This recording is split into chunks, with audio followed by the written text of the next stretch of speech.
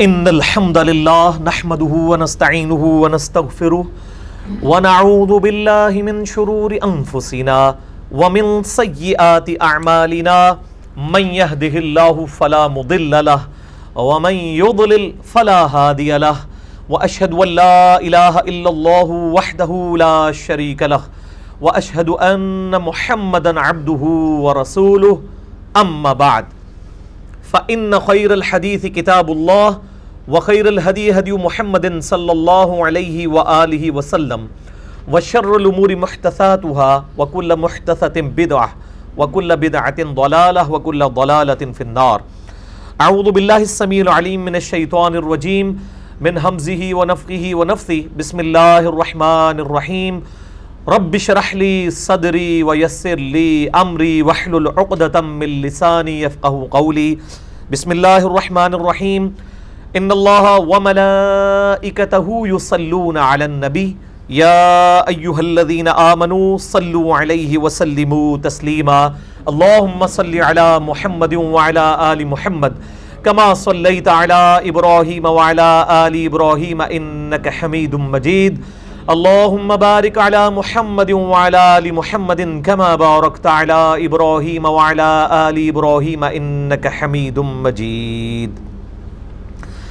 اللهم ربنا آتنا في الدنيا حسنة وفي الآخرة حسنة وقنا عذاب النار. ربنا آتنا من لدنك رحمة وهيئ لنا من أمرنا رشدا. لا إله إلا أنت سبحانك إني كنت من الظالمين. حسبنا الله ونعم الوكيل. يا حي يا قيوم برحمتك أستغيث ولا حول ولا قوة إلا بالله العلي العظيم. آمین. الحمدللہ آج 15 اپریل 2018 کو سنڈے کے دن قرآن کلاس نمبر 289 میں ہم انشاءاللہ تعالی سورہ الزمر کی 10 آیات کور کریں گے. آیت نمبر 32 سے لے کر 41 تک، یعنی پارہ نمبر 24 کی شروع کی آیات. میرے بھائیو، ہمارا آج کا لیکچر اسپیشل لیکچر ہے. چونکہ یہ آیات بڑی کریٹیکل تھیں، لہٰذا یہ ہماری ویب سائٹ اہلسنتپاک.com پر ہمارے یوٹیوب کے چینل انجینئر محمد علی مرزا کے تھرو اپلوڈ ہوگا مسئلہ نمبر 198 کے عنوان سے انشاءاللہ تعالی. اور اس میں 2 کریٹیکل ٹاپکس میں انشاءاللہ آج ڈسکس کروں گا. نمبر 1، ایک خاص مکتبہ فکر کی طرف سے جب یہ سٹیکرز چھاپے گئے میرے لیے اللہ ہی کافی ہے، تو اس کے خلاف کاؤنٹر نیریٹو کرنے کے لیے دوسرے مکتبہ فکر نے سٹیکر چھاپنے شروع کیے، میرے لیے اللہ اور اس کا رسول ہی، بزرگان دین ہی، اور وہ پوری چین بنا کے کافی ہے. تو ہم کتاب و سنت کے دلائل کی روشنی میں یہ بات سمجھیں گے کہ اصل حقیقت اس عقیدے کے اعتبار سے کیا ہے. اور دوسرا ٹاپک جو ہے وہ ہمارے سب کانٹیننٹ انڈیا، پاکستان، بنگلہ دیش کے اندر عموماً جو ہے وہ تصوف کے زیر اثر یہ عقیدہ جو ہے وہ آیا کہ جو قرآن حکیم میں آیات ایڈریس کر رہی ہیں یہ کافروں کو کر رہی ہیں، اور ان کافروں کو کر رہی ہیں جو اللہ کو نہیں مانتے تھے. یعنی اتنا بڑا جھوٹ گھول کے ان کو پلایا گیا کہ قرآن حکیم جن لوگوں کو ایڈریس کرتا ہے وہ اللہ کو نہیں ماننے والے تھے، جبکہ قرآن حکیم میں درجنوں آیات ڈائریکٹلی اور انڈائریکٹلی سینکڑوں آیات اس پر گواہ ہیں کہ مشرکین عرب اللہ کو مانتے تھے، وہ اللہ کے ساتھ شریک ٹھہرایا کرتے تھے، اللہ کو مانا کرتے تھے. اور اسی کانٹیکسٹ میں کئی احادیث بھی موجود ہیں. انشاءاللہ یہ 2 کریٹیکل ٹاپکس میں نے ابھی تک اس طریقے سے ویڈیو میں ایڈریس نہیں کیے تھے. ایک لیکچر ہے مسئلہ 154 کہ جو آیات کافروں کے بارے میں نازل ہوئی ہیں ان کو مسلمانوں پہ لگانے کے حوالے سے جو دھوکہ دیا جاتا ہے، لیکن اس میں بھی یہ ٹاپک کور نہیں تھا جو آج میں 2 ٹاپک انشاءاللہ تعالی کور کرنے جا رہا ہوں. بڑا اٹینٹیو ہو کے آج کا لیکچر سننا ہے کیونکہ کئی ایک نئی چیزیں انشاءاللہ اس میں سامنے آئیں گی انشاءاللہ تعالی.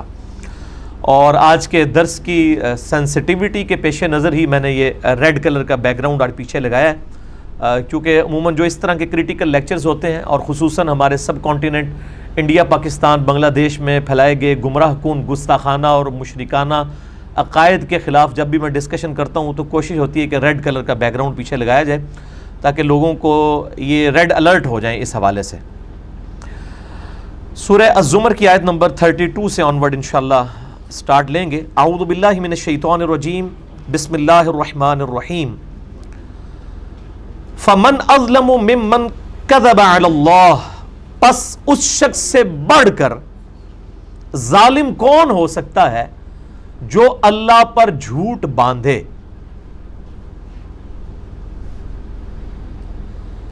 یعنی سب سے بڑا اس کائنات میں ظالم وہ ہے جو اللہ تعالیٰ کے اوپر کوئی بات جھوٹی باندھ دے.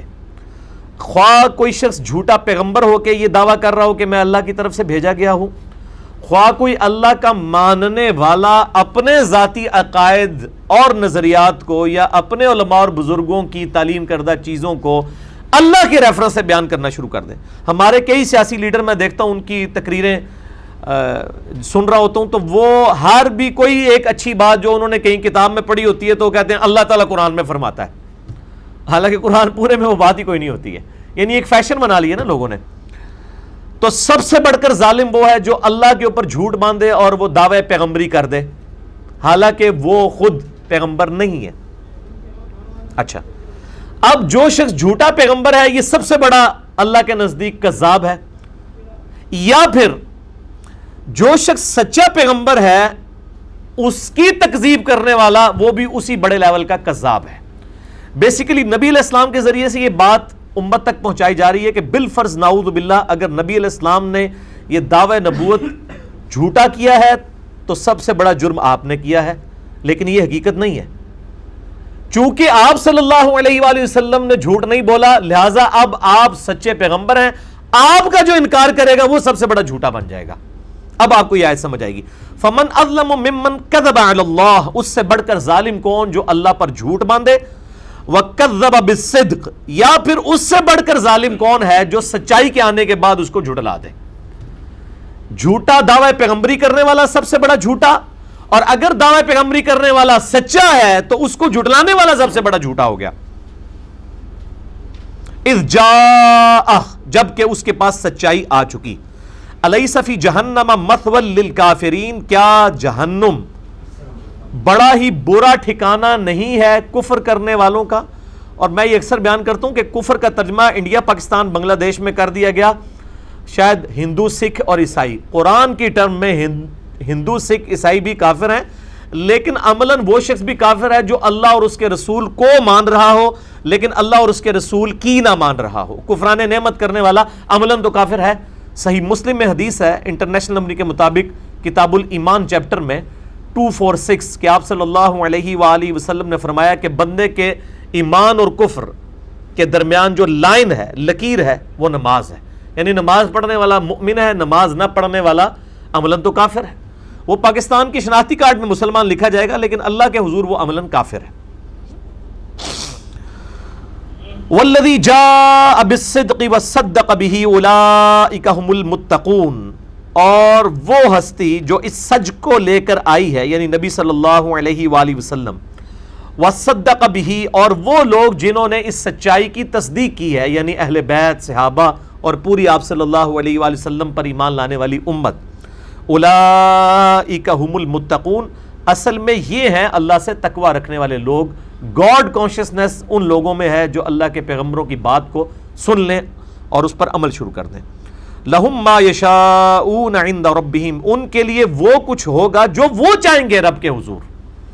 جو میں اکثر کہتا ہوں کہ جس نے دنیا اپنی مرضی کی گزاری پھر آخرت اس کی مرضی کی نہیں ہوگی، آخرت اللہ کی مرضی کی ہوگی. اور جس نے دنیا اللہ کی مرضی کی گزاری آخرت پھر اس کی مرضی کی ہوگی. اور یہ بھی دیکھ لیں اللہ تعالیٰ ہمارا لہم ما یشاؤون عند ربہم، ان کے لیے وہ کچھ ہوگا جو وہ چاہ رہے ہوں گے، اللہ کا چاہنا نہیں، ان کا جو چاہنا ہوگا، جو ان کی خواہش ہوگی اللہ وہ کچھ ان کے لیے کر دے گا. ذالک جزاء المحسنین، یہ صلہ ہے نیکوکاروں کا، احسان کی روش اختیار کرنے والوں کا. صحیح مسلم میں جو پہلی 92 روایات ہیں وہ تو مقدمے سے ریلیٹڈ ہیں. اس کے بعد 93 نمبر روایت جو ہے وہ ہے حدیث جبریل. بڑی لمبی حدیث ہے جو جبریل علیہ السلام انسانی شکل میں آ کر نبی صلی اللہ علیہ وآلہ وسلم سے صحابہ کی موجودگی میں کچھ سوالات کرتے ہیں. ان میں سے ایک سوال یہ بھی ہوتا ہے کہ بتائیے احسان کیا ہے؟ تو آپ صلی اللہ علیہ وآلہ وسلم فرمایا، یعنی یہ اعلیٰ ترین درجہ ہے نا، اسلام ایک ڈیٹم لیول ہے کہ آپ بنیادی عقائد کو مان لیں، ایمان اس سے اوپر لیول کی چیز ہے کہ آپ عقائد کو مان رہے ہیں اور پریکٹیکلی آپ کے اعمال سے نظر آتا ہے کہ آپ کے اندر خدا شناسی موجود ہے، یعنی اللہ کو ماننا اسلام ہے اور اللہ کی مان لینا ایمان ہے۔ ایک اس سے بھی اوپر کا درجہ ہے درجہ احسان۔ اس کے بارے میں جب نبی علیہ السلام سے پوچھا گیا تو آپ صلی اللہ علیہ وآلہ وسلم نے فرمایا احسان یہ ہے، صحیح مسلم انٹرنیشنل نمبر کے مطابق 93 نمبر حدیث ہے، اور یہ حدیث بخاری میں موجود ہے لیکن ڈیٹیل جو ہے وہ مسلم کے اندر ہے، اور مشکات المصابیح میں بھی آپ کو شروع کا چیپٹر جو ہے کتاب و سنت کو مضبوطی سے تھامنا، اور اسی طریقے سے کتاب الایمان چیپٹر، اس میں یہ آپ کو حدیث مل جائے گی۔ تو آپ صلی اللہ علیہ وآلہ وسلم نے فرمایا احسان یہ ہے کہ تم نماز اس طرح پڑھو گویا کہ تم اپنے رب کو دیکھ رہے ہو، اور اگر یہ تصور تم نہیں رکھ سکتے کہ تم اپنے رب کو دیکھ رہے ہو تو کم از کم اتنا تصور رکھو کہ تمہارا رب تمہیں دیکھ رہا ہے۔ اب اس کے ذریعے بعض لوگوں نے جو ہے وہ عجیب و غریب عقائد گھڑنے شروع کر دیے جی، کہ نبی علیہ السلام نے فرمایا کہ تم نماز یوں پڑھو گویا کہ رب کو دیکھ رہے ہو، تو جب یہ لفظ آیا گویا کہ، تو گویا کہ کو آپ چاٹ تو نہ جائیں بیچ میں سے، نکال تو نہ دیں، یعنی یہ بات محاورتاً ہو رہی ہے۔ گویا کہ جب کوئی شخص اپنے محبوب کو دیکھتا ہے تو اس کی توجہ اور کسی طرف نہیں جاتی، بس اسی طریقے سے تمہاری نماز میں کنسنٹریشن ہونی چاہیے، نہ کہ اس کا یہ مطلب ہے کہ کوئی شخص اس دنیا میں نماز پڑھتے ہوئے اللہ کو دیکھ سکتا ہے۔ یہ عقیدہ ہی کفر ہے، گمراہی پہ مبنی نہیں ہے، عقیدہ یہ کفر ہے۔ یہ کسی پیغمبر نے بھی عقیدہ نہیں رکھا اپنے لیے۔ حضرت موسیٰ علیہ السلام کی ایک ایکسیپشن آئی ہے، وہ بھی اللہ تعالیٰ کے دیدار کے حوالے سے نہیں ہے، ایک تجلی کے حوالے سے ہے، اور وہ بھی وہ دیکھ نہیں سکے اور بے ہوش ہو گئے۔ اس پہ میں نے معراج مصطفیٰ صلی اللہ علیہ وآلہ وسلم پر الاسراء والمعراج، یعنی آپ علیہ السلام کا زمینی سفر اور آسمانی سفر، اس پہ 3 نشستوں میں لیکچر ریکارڈ کروایا ہے، مسئلہ نمبر 126A-B-C، اس کا جو سی پورشن ہے 1.5 گھنٹے کا، وہ اسی پہ ہے اللہ تعالیٰ کے دیدار سے متعلق۔ اس میں نے ڈیٹیل کے ساتھ یہ ساری باتیں بتائی ہیں، آج میں ان کی تفصیلات میں نہیں جاؤں گا۔ تو اللہ تعالیٰ ہمارا ہے کہ اللہ تعالیٰ محسنین کو جزا دے گا، یعنی احسان کی روش یہ ہے کہ یا تو یہ تمہارا تصور ہو کہ تم خدا کو دیکھ رہے ہو، یعنی جس طرح خدا کو دیکھتے وقت تمہاری کنسنٹریشن ہوگی اسی طرح کی کنسنٹریشن ہونی چاہیے، یا پھر کم از کم یہ درجہ رکھو کہ تمہارا رب تمہیں دیکھ رہا ہے۔ یعنی جب انسان کو یہ تصور ہو کہ میرا محبوب مجھے دیکھ رہا ہے پھر بھی وہ ادھر ادھر کوئی حرکت نہیں کرتا، اور جب وہ محبوب کو ڈائریکٹ دیکھ رہا ہو پھر تو ویسے کہیں توجہ نہیں نہ جاتی۔ تو یہ وہ سمجھانے کے معاملوں میں اور محاورے کے کانٹیکسٹ میں یہ ساری کی ساری بات ہوئی تھی، نہ کہ یہ اس کانٹیکسٹ میں بات ہوئی تھی جو لوگوں نے فرسودہ عقائد اور نظریات بنا لیے۔ اور سیدنا مولا علی رضی اللہ تعالیٰ عنہ علیہ السلام کے بارے میں بھی یہ مشہور کر دیا کہ وہ کہتے ہیں میں سجدے سے سر نہیں اٹھاتا جب تک کہ اللہ تعالیٰ کو نہ دیکھ لوں، بالکل جھوٹ ہے۔ اور میں نے اس حوالے سے ساری کی ساری کلیریفیکیشنز مسئلہ نمبر 126C میں دی ہیں۔ تو کنسنٹریشن ہونی چاہیے، اور ظاہر نماز کے اندر یہ کنسنٹریشن اسی صورت میں ہوگی جب کوئی شخص جو ہے وہ نماز پڑھتے ہوئے اس کو نماز میں جو کچھ پڑھا جا رہا ہے اس کا مفہوم بھی اس کے سامنے ہو، ادروائز اگر وہ مفہوم اس کے سامنے نہیں ہوگا تو اس کو کبھی بھی وہ کنسنٹریشن کبھی ڈیولپ نہیں ہو سکتی۔ لوگ اکثر پوچھ رہے ہوتے ہیں کہ جناب نماز میں توجہ کے لیے کچھ بتائیں، بھئی یہی بتایا جاتا ہے کہ آپ نماز کا ترجمہ آپ کو آنا چاہیے، آپ کو پتہ ہونا چاہیے کہ آپ نماز میں اللہ تعالیٰ کے ساتھ کیا عہد کر رہے ہیں۔ یہ نہیں ہے کہ آپ ہر نماز کی ہر رکعت میں ایاک نعبد و ایاک نستعین پڑھ رہے ہیں، اے اللہ میں تیری عبادت کرتا ہوں، تجھ سے ہی مدد مانگتا ہوں، اور پھر نماز سے باہر نکل کے آپ کبھی یا شیخ عبد القادر جنانی المدد، کبھی آپ جو ہے وہ یا علی المدد، پتہ نہیں کیا کچھ نعرے لگا رہے ہیں۔ تو آپ کو کم از کم یہ پتہ ہو نماز میں آپ اللہ سے کیا مانگ کے آئے ہیں، تو نماز کے باہر بھی وہی عقیدہ رکھنا ہے جو نماز کے اندر ہے۔ یہ نہیں ہے کہ نماز سے باہر آنے کے بعد وہ عقیدہ بدل جاتا ہے۔ لِيُكَفِّرَ اللَّهُ عَنْهُمْ أَسْوَأَ الَّذِي عَمِلُوا، اللہ تعالیٰ فرماتا ہے کہ یہ اللہ تعالیٰ محسنین کو جزا دے گا تاکہ اللہ تعالیٰ دور کر دے ان کے بدترین اعمال ان سے، یعنی قیامت والے دن ان کے گناہ ان سے دھو دے گا۔ وَيَجْزِيَهُمْ أَجْرَهُمْ بِأَحْسَنِ الَّذِي كَانُوا يَعْمَلُونَ، اور انہیں بدلہ دے ان کے بہترین اعمال کا جو وہ دنیا میں کیا کرتے تھے۔ یہ بڑی انٹلیکچوئل بات ہے۔ اللہ تعالیٰ مانتا ہے کہ جن کی روش نیکوکاری کی ہے نا، ہم قیامت والے دن ان کے گناہوں کو معاف کر دیں گے، باغیوں کے گناہوں کو نہیں، بے نمازیوں کے گناہوں کو نہیں، بدماشوں کے گناہوں کو نہیں، جن کی روش احسان والی ہے ان سے بھی بحیثیت انسان کوئی لغزش ہو گئی تو ہم معاف کر دیں گے، اور ہم ان کو بدلہ دیں گے اجرہم باحسن الذی کانوا یعملون، بدلہ ہم ان کو دیں گے اس فارمولے کے مطابق جو دنیا میں انہوں نے بہترین اعمال کیے ہوئے ہوں گے۔ اگر کسی نے 10,000 فجر کی نمازیں پڑھی ہیں، ان میں سے جو سب سے بہترین نماز اس نے پڑھی ہوگی نا، اس کے عوض باقیوں کا اس کو ثواب دیا جائے گا۔ یہ اللہ کی رحمت ہے۔ اس آیت کی انٹینسٹی کو سمجھیں۔ اللہ تعالیٰ جو نیکوکاری کی روش اختیار کرنے والے لوگ ہیں ان کے ساتھ بڑا غفور رحیم ہے، بدماشوں کے ساتھ نہیں، جو اڑے ہوئے ہیں اپنی باتوں کے اوپر نہیں، جو پوری کوشش کرتے ہیں اس کے باوجود ظاہر غلطی تو ہر بندے سے ہو جاتی ہے، ان کے لیے اللہ تعالیٰ ہمارا ہم لیکفر اللہ عنہم اسوأ الذی عملوا، ہم ان کے سارے گناہ دھو دیں گے جو ان کے برے اعمال ہوں گے، وَيَجْزِيَهُمْ، اور جزا دیں گے ان کو، اجرہم، ان کے اعمال کا اجر، بِأَحْسَنِ الَّذِي، سب سے بہترین جو کام انہوں نے کیا ہوگا، کانوا یعملون، جو کام دنیا میں کیا کرتے تھے، یعنی زندگی میں جو ان سے سب سے بہترین کام ہوا ہے نا، اس فارمولے کے تحت ان کو باقی اعمال کا بھی اجر دیا جائے گا۔ اللہ تعالیٰ یہ نہیں کہے گا کہ سب سے لوس درجے کا دیا جائے، یہ ایوریج کر لی جائے، نہ، سب سے بیسٹ، سب سے بہترین اعمال جو انہوں نے دنیا میں کیے ہوں گے نا، اس کے مطابق ان کو اجر دیا جائے گا۔ بلکہ صحیح بخاری میں ایک حدیث موجود ہے کہ جو شخص یعنی اللہ تعالیٰ کا تابع فرمان ہے، عبادات میں استقامت اختیار کرتا ہے، جب وہ بیمار ہو جاتا ہے نا تو اللہ تعالیٰ فرشتوں سے فرماتا ہے اس کے وہی اعمال لکھو جو تندرستی کے دنوں میں لکھا کرتے تھے۔ فرشتے کہتے ہیں یا اللہ یہ تو کر ہی نہیں رہا۔ اللہ تعالیٰ فرماتا اگر میں اس کو ابھی سے دے دوں تو کیا یہ انہی اعمال پہ واپس نہیں آ جائے گا؟ آئے ہائے ہائے ہائے، ایسا کریم رب، ٹھیک ہے جی۔ سبحان اللہ وبحمدہ عدد خلقہ ورضا نفسہ وزنۃ عرشہ ومداد کلماتہ، اللہ اکبر کبیرا والحمد للہ کثیرا وسبحان اللہ بکرۃ واصیلا۔ تو فرشتے کہتے ہیں یا اللہ جب اس کو صحت ملے گی تو پھر وہی کرے گا، تو اللہ تعالیٰ مطلب لکھو، یہ تو صحت میں نے اس سے چھینی ہے نا، جیسے یہ اپنا بیسٹ پرفارمر تھا اپنی جوانی کے دنوں میں، جتنی کوشش کرتا تھا، آج اگر اس پہ بڑھاپا آ گیا یا کمزوری آ گئی یا بیماری آ گئی تو میری طرف سے آئی ہے نا، تو بہترین اعمال اس کے لکھو۔ یعنی ایک بندہ جو بیماری کی حالت میں مسجد میں جماعت سے نہیں نماز پڑھ پا رہا یا اور کسی مجبوری کے تحت، تو وہ اگر گھر میں بھی نماز پڑھتا ہے ان مجبوریوں کے ساتھ، ویسے تو نماز نہیں پڑھنی گھر میں مرد کے لیے، عورت تو گھر ہی پڑھے گی، تو اللہ تعالیٰ اسے جماعت کا ثواب بھی عطا فرما دے گا، کیونکہ اس کے سرکمسٹانسز ایسے نہیں ہیں۔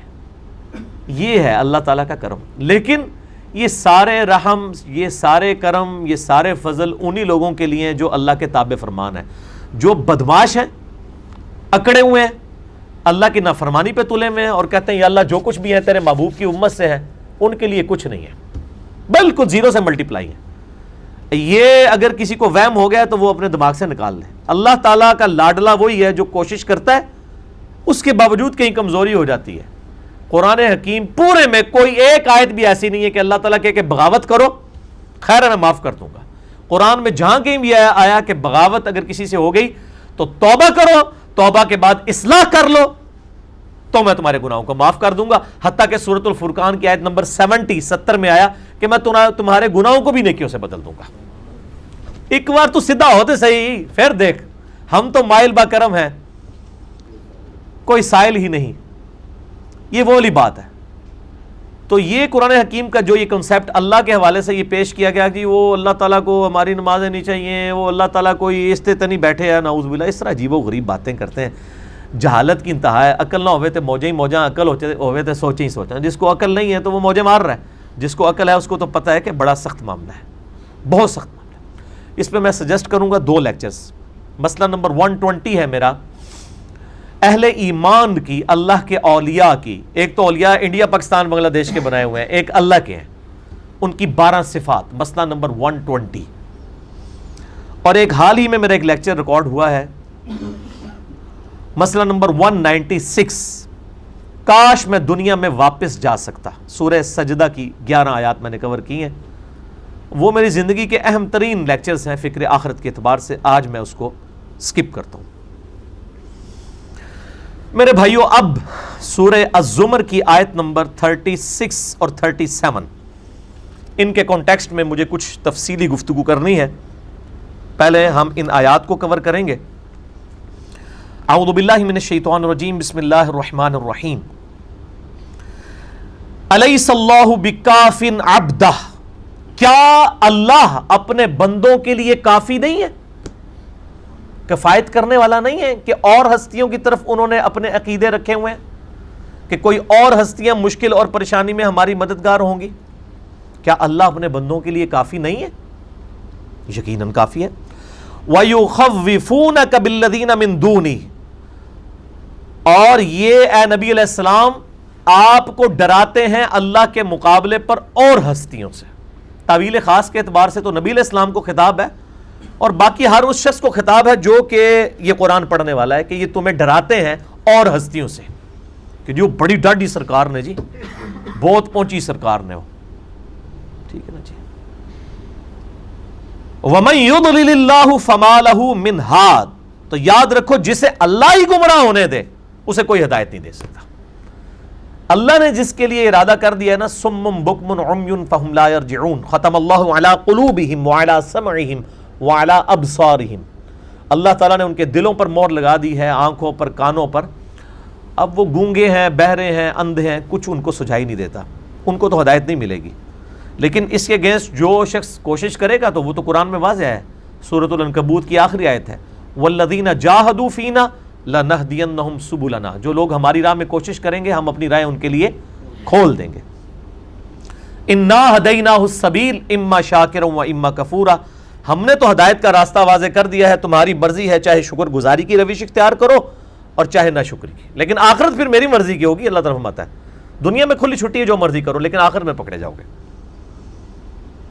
وَمَن يُضْلِلِ اللَّهُ فَمَا لَهُ مِنْ هَادٍ، جسے اللہ ہی گمراہ رہنے دے یا گمراہ کر دے اسے کوئی ہدایت نہیں دے سکتا.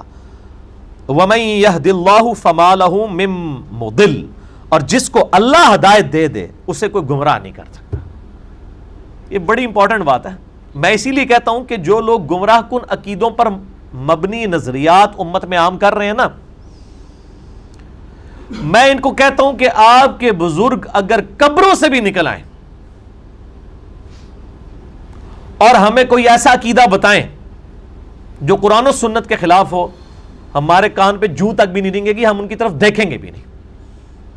اب مجھے بتائیے، اگر کوئی شخص قبر سے نکل کے یہ کہنا شروع کر دے کہ 2 + 2 5 ہوتے ہیں، ہاں جی، آپ کہیں گے نہیں کتنے بڑے بزرگ ہیں، قبر سے باہر آئے ہیں، یقیناً کوئی حکمت ہوگی، 5 ہی ہوتے ہوں گے، کو مانے گا؟ یا وہ کہنے شروع کر دیں کہ یہ جو 2 آنکھیں ہیں نا، یہ آنکھیں نہیں ہوتی، یہ ناک ہوتا ہے، آنکھ یہ ہوتی ہے ایک، آپ مان لیں گے؟ تو اللہ کے بندو، ان کی شعبدہ بازیوں کے اوپر آپ قرآن و سنت کو غلط ماننے کے لیے تیار ہو جاتے ہیں جو ڈیفینیٹ علم ہے. میتھمیٹکس کا فارمولہ تو آپ غلط ماننے کے لیے تیار نہیں ہیں، آپ کی فزیکل آبزرویشن کو آپ غلط ماننے کے لیے تیار نہیں ہیں، لیکن قرآن کو آپ غلط ماننے کے لیے تیار ہو جاتے ہیں ان کی شکلوں اور ان کی داڑھیوں، ان کی پگڑیوں سے دھوکہ کھا کے. قرآن و سنت کو غلط ماننے کے لیے تیار ہو جاتے ہیں. تو یہ ہمیں خود اپنا انالیسس کرنا چاہیے کہ ہم کس طرف لگے ہوئے ہیں. تو ہمیں نہیں فرق پڑتا. واقعی میرے رب نے سچ کہا، وَمَن يَهْدِ اللَّهُ فَمَا لَهُ مِن مُضِلٍ، جسے اللہ ہدایت دے دے اسے کوئی گمراہ نہیں کر سکتا، واللہ کچھ نہیں کر سکتا. وہ صحیح مسلم کی حدیث میں نے دجال والے لیکچر میں بتائی تھی نا، مسئلہ نمبر 133 میں، کہ دجال جو ہے ایک مسلمان کو قتل کر کے 2 ٹکڑے کر کے اس کے درمیان چلے گا، پھر اسے ٹکڑوں کو جوڑ کے زندہ کر لے گا. وہ کہے گا اب تو مجھے خدا مان لو، میں نے تو مردہ بھی زندہ کر دیا. وہ کہے گا نہیں تو کذاب ہے، میرے نبی کی حدیث مجھے پہنچی ہے کہ دجال ایک شخص کو قتل کر کے دوبارہ زندہ کرے گا، میرے نبی نے سچ کہا، تیری شعبدہ بازی سب غلط ہے. تو یہ بھی جتنے دجال انڈیا پاکستان بنگلہ دیش کے اندر لوگوں نے کھڑے کیے ہوئے ہیں نا، اور کتابوں میں جھوٹے واقعات ان کے لکھے ہوئے ہیں، بالکل جھوٹے واقعات، یہ اگر سچے واقعات بھی ہوں نا تو ہمارے کان پہ جوں تک نہیں رینگے گی. ہم اسی مومن کی طرح جو مسلم شریف کے الفاظ ہیں، نبی علیہ السلام فرماتے ہیں کہ وہ سید الشہداء ہوگا، سب سے بڑا مومن ہوگا اپنے زمانے کا، جو کہے گا مجھے حدیث پہنچی ہے، تو جو مرضی کرتا رہے، میں تو حدیث پہ چلوں گا. آج یہ بات کون کرتا ہے؟ کیا یہ بزرگ بابوں کے ماننے والے یہ بات کر رہے ہوتے ہیں کہ جی میں نے قرآن حدیث پڑھ لیا، اب آپ جو مرضی کرتے رہیں؟ یا ہم لوگ کر رہے ہوتے ہیں؟ الحمدللہ. تو صحیح مسلم کی میں آپ نے فرما دیا. اور دجال کے پیروکار یہی لوگ بنیں گے، وہ شعبدہ بازی دکھائے گا، لوگ اس کے ساتھ لگ جائیں گے. تو شعبدوں کے پیچھے چلنے والے جو ہیں وہ دجال کے پیروکار ہیں، اور قرآن و سنت پہ چلنے والے نبی علیہ السلام کے سچے متبعین میں. الحمدللہ. تو اللہ تعالیٰ فرماتا ہے کہ جن کو میں ہدایت دے دوں ان کو کوئی گمراہ نہیں کر سکتا. الیس اللہ بعزیز ذی انتقام، کیا اللہ تعالیٰ زبردست انتقام لینے والا نہیں ہے؟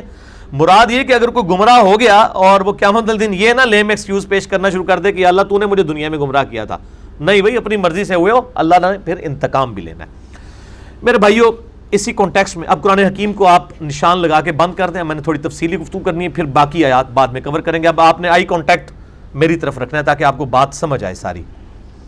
یہ جو ہم نے آیات پڑھی ہیں جن میں واضح طور پر آیا کہ جسے اللہ گمراہ کر دے اسے کوئی ہدایت نہیں دے سکتا، اور جسے اللہ ہدایت پہ قائم رکھے اسے گمراہ کوئی نہیں کر سکتا. اسی کانٹیکسٹ میں اوپر تلے 3 طرق موجود ہیں صحیح مسلم کے اندر. انٹرنیشنل نمبر کے مطابق کتاب الجمعہ چیپٹر میں 2005 سے لے کر 2007 تک 2005 2006 اور 2007 انٹرنیشنل نمبر کے مطابق صحیح مسلم میں. اور اس حدیث کے راوی ہیں امام جعفر الصادق رحمہ اللہ تعالی ورضی اللہ تعالی عنہ علیہ السلام. اور امام جعفر روایت کر رہے ہیں امام باقر سے، ان کے والد. اور امام باقر روایت کر رہے ہیں سیدنا جابر بن عبداللہ رضی اللہ تعالیٰ عنہ صحابی سے. تو اس روایت میں آئے گا کہ جعفر بن محمد اپنے باپ سے روایت کرتے ہیں اور وہ جابر بن عبداللہ سے. تو جعفر بن محمد کس کا نام ہے؟ امام جعفر کا. محمد نام ان کے باپ کا ہے، محمد باقر. اور محمد باقر بیٹے ہیں امام علی بن حسین جو کہ امام زین العابدین ہیں. ان کا نام ہے علی بن حسین، اور حسین جو ہیں وہ سیدنا علی کے بیٹے ہیں. علی بن حسین جو ہے امام سجاد، وہ زین العابدین ان کا لقب ہے. علی بن حسین کے بیٹے ہیں امام محمد باقر، ان کے بیٹے ہیں امام جعفر بن محمد باقر. یہ وہ روایت کر رہے ہیں کہ نبی صلی اللہ علیہ وآلہ وسلم جب کبھی بھی خطبہ دیتے تو آپ صلی اللہ علیہ وآلہ وسلم کی آواز بلند ہو جاتی، غصے میں اضافہ ہو جاتا. یہ کہتے ہیں یہ علی اتنی آنکھیں کھول کے کرتا ہے. بھائی سنت ہے، تسی جاہل ہوتا ہوں تے پتہ نہیں نا، علی نو تو پتہ نا کیڑی شاید سنت ہے. الفاظ ہے غصے میں اضافہ ہو جاتا، آنکھیں سرخ ہو جاتی جب بھی آپ تقریر کرتے ہیں. تقریر کا سٹائل ہوتا ہے یہ. میں کو آپ کو لوری دے کے تو نہیں سلا رہا ہوتا، ادھر تقریر کر رہا ہوتا ہوں. تقریر میں ہی سنت ہے.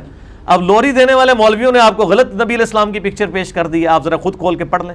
غصے میں اضافہ ہو جاتا، آنکھیں سرخ ہو جاتی، آواز بلند ہو جاتی، گویا کہ کوئی جرنیل اپنی فوج کو تیار کر رہا ہو. حالانکہ وہ لڑائی کے لیے تو تیار نہیں کر رہے ہوتے تھے.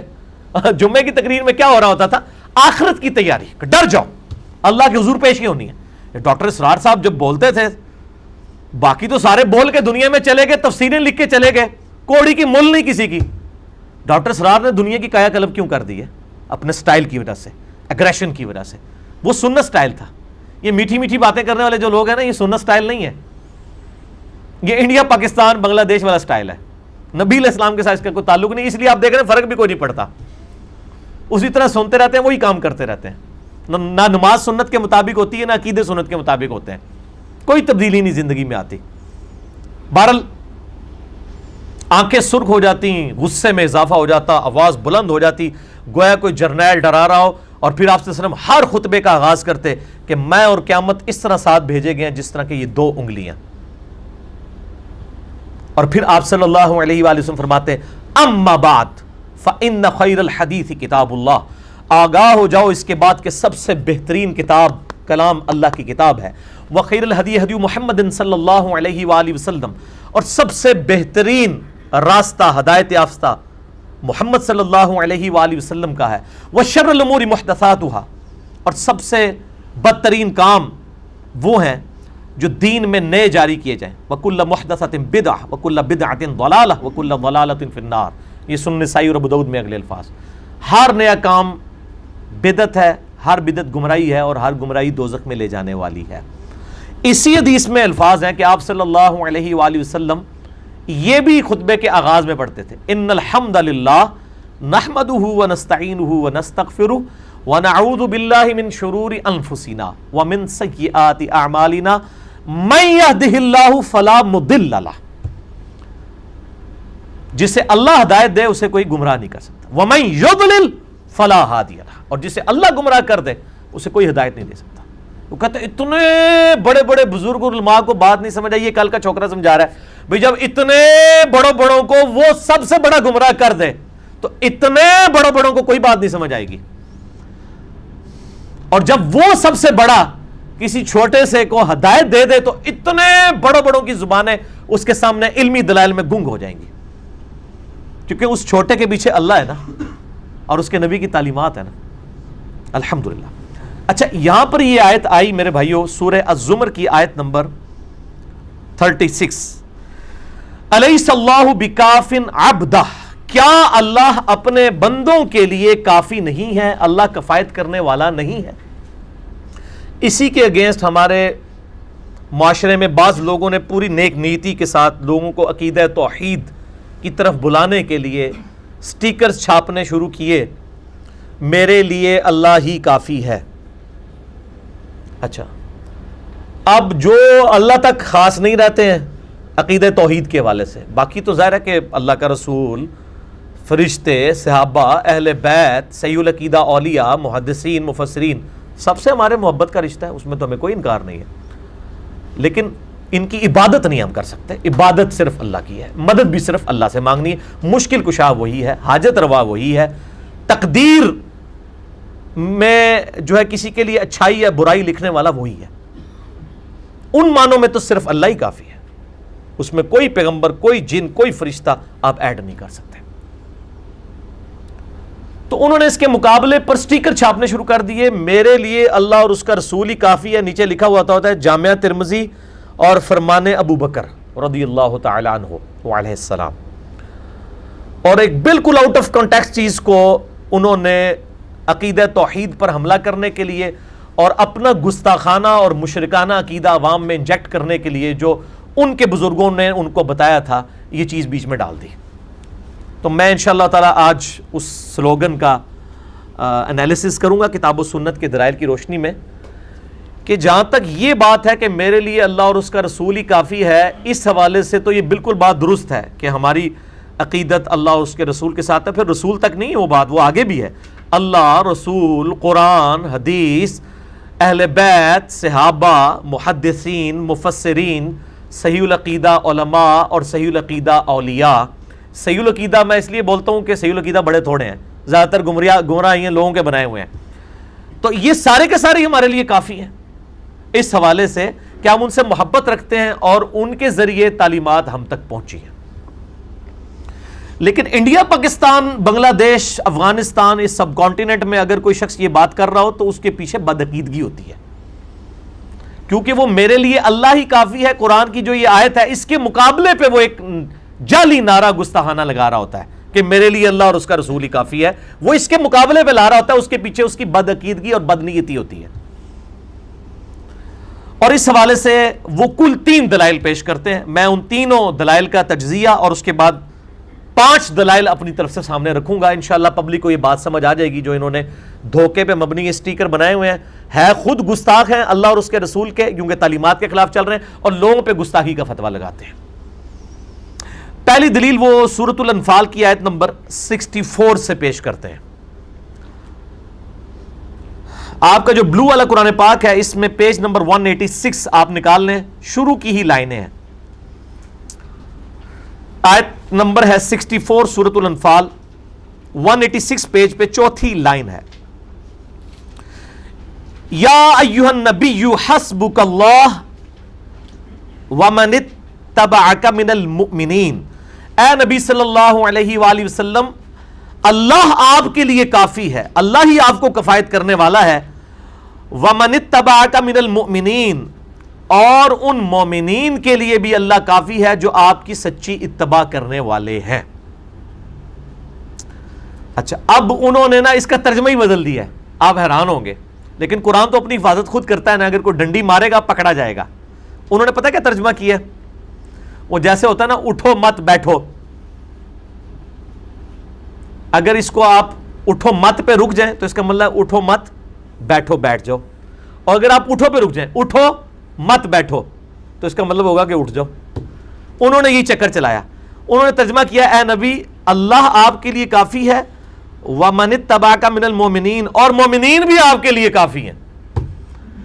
اللہ اپنے لیے کہہ رہا تھا کہ میں اپنے نبی اور ان کے ماننے والوں کے لیے کافی ہوں، انہوں نے کہا کہ نہیں، اور ان کو شرم بھی نہ آئی کہ انہوں نے نبی علیہ السلام کو جو ہے وہ مومنین کے انڈر کر دیا، کہ نبی علیہ السلام جو ہے وہ مومنین کی طرف جائیں، ان سے مشکل کشائی اور مدد مانگنا شروع کر دیں۔ اس کا تو یہ پھر ترجمہ بنے گا نا، اے نبی آپ کے لیے اللہ بھی کافی ہے اور آپ کے اہل ایمان بھی، یعنی آپ کہا کریں المدد یا ابو بکر، المدد یا امیر حمزہ شہید، تو یہی مطلب نکل رہا ہے اس میں سے۔